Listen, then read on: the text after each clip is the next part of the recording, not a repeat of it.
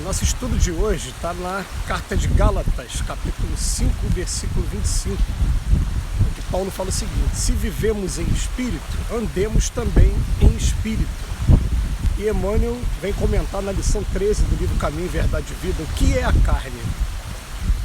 Quase sempre quando se fala de espiritualidade, apresentam-se muitas pessoas que se queixam das exigências da carne. É verdade que os apóstolos muitas vezes falaram de concupiscência da carne, de seus criminosos impulsos e nocivos desejos. Nós mesmos frequentemente nos sentimos na necessidade de aproveitar o símbolo para tornar mais acessíveis as lições do Evangelho. O próprio mestre figurou que o espírito como elemento divino é forte, mas que a carne, como expressão humana, é carne, é fraca. Entretanto, o que é a carne? Cada personalidade espiritual tem o seu corpo fluídico e ainda não percebestes, porventura, que a carne é um composto de fluidos condensados? Naturalmente, esses fluidos, em se reunindo, obedecerão aos imperativos da existência terrestre, no que designais por lei de hereditariedade, mas esse conjunto é passivo e não determina por si só. Podemos figurá-lo como casa terrestre, dentro da qual o espírito é dirigente, habitação essa que tomará as características boas ou mais de seu possuidor. Quando falamos em pecados da carne, podemos traduzir a expressão por faltas devidas à condição inferior do homem espiritual sobre o planeta. Os desejos aviltantes, os impulsos deprimentes, a ingratidão, a má-fé, o traço do traidor nunca foram da carne.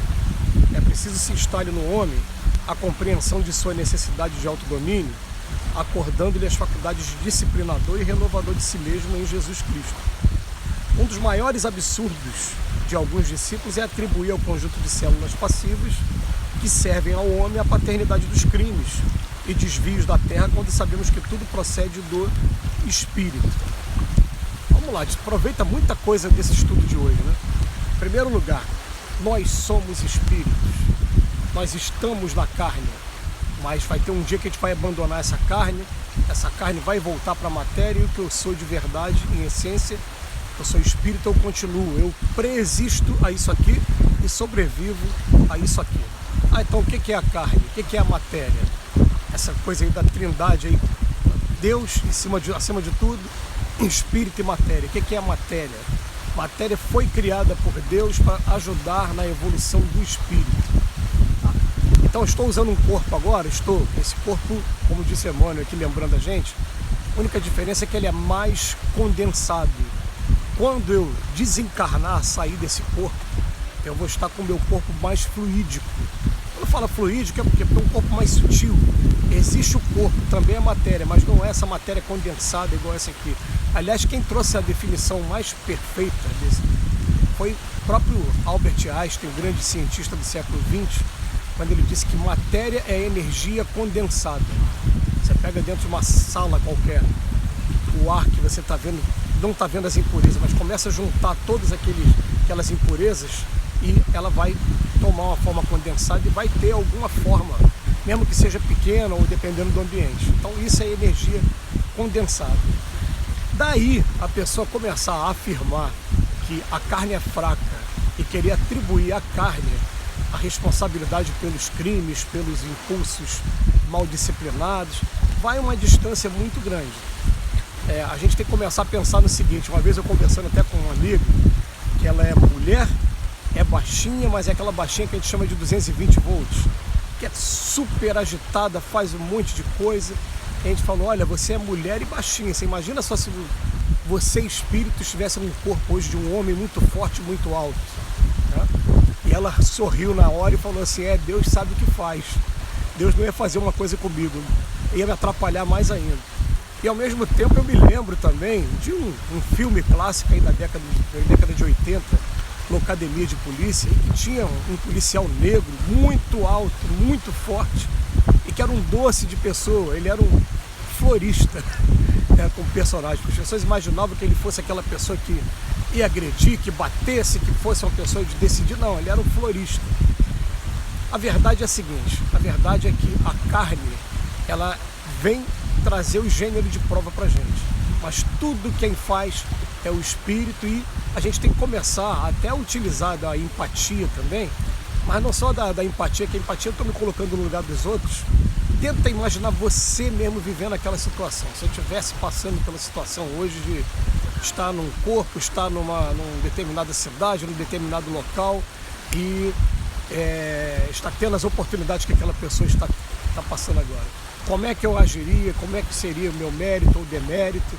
Isso é que vale a pena a gente estar o tempo todo analisando, porque na verdade nós somos espíritos e esses problemas decorrentes da carne, a gente não pode jamais atribuir à carne. A gente tem que começar a tomar consciência disso. Fala, pô, eu sou espírito, sou. Nesse momento eu sou homem ou mulher, mas o espírito não tem sexo. Nesse momento eu estou em uma determinada raça, mas o espírito não tem raça.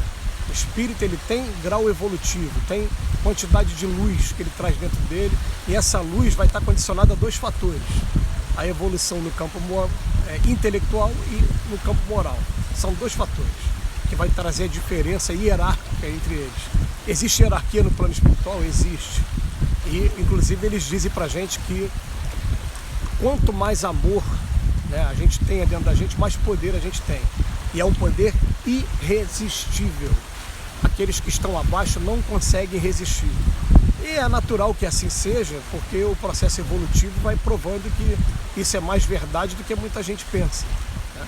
Então a gente, quando vai ver assim, o que é a carne, se vivemos em espírito, andemos também em espírito, Paulo está falando. Se vivemos em espírito, vamos começar a pensar agora o seguinte, ó, eu sou um espírito, em qualquer momento eu vou abandonar essa carne. Se eu fosse convidado a abandonar essa carne hoje, como é que eu chegaria do outro lado da vida?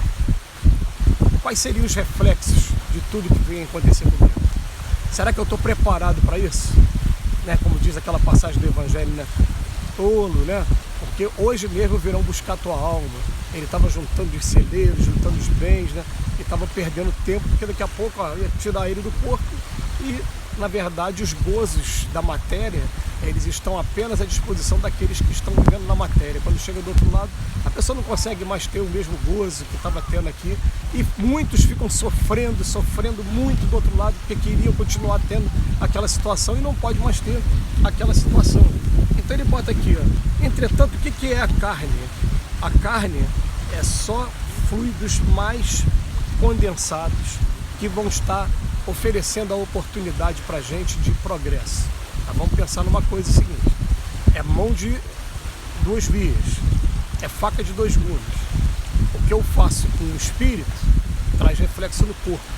O que eu faço com o corpo traz reflexo também para o espírito. Então a gente tem que começar a pensar, né? A carne, ela pode trazer muita dor de cabeça para a gente, sim, se a gente não souber domar as nossas más inclinações e a gente ficar preso na carne, porque vai ter um dia que simplesmente eu não vou ter mais a carne, e se a minha mente estiver totalmente voltada para esses vínculos, esses vícios, eu vou sofrer muito. Os espíritos falam de crises de abstinência, de crises complicadíssimas do outro lado da vida.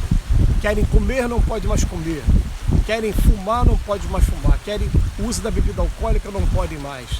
Querem usufruir do prazer sexual e não tem mais esse prazer. É engraçado que eles até falam assim, ó, conseguem sim, através de uma aliança mental com aquele que está encarnado, sentir muito pouco, mas é papo de menos de 1%, é 0,0 alguma coisa por cento. E aquilo ali, para quem está passando por crise de abstinência, ele se agarra aquilo ali como abutres famintos, como diz o Espírito Georges. Quando você vai estudar o livro Céu e Inferno, na segunda parte, quando vai iniciar o estudo sobre espíritos sofredores, ele fala assim, ó, eles se atiram à terra como abutres famintos em busca daqueles que podem dar, de alguma maneira, satisfazer a necessidade deles.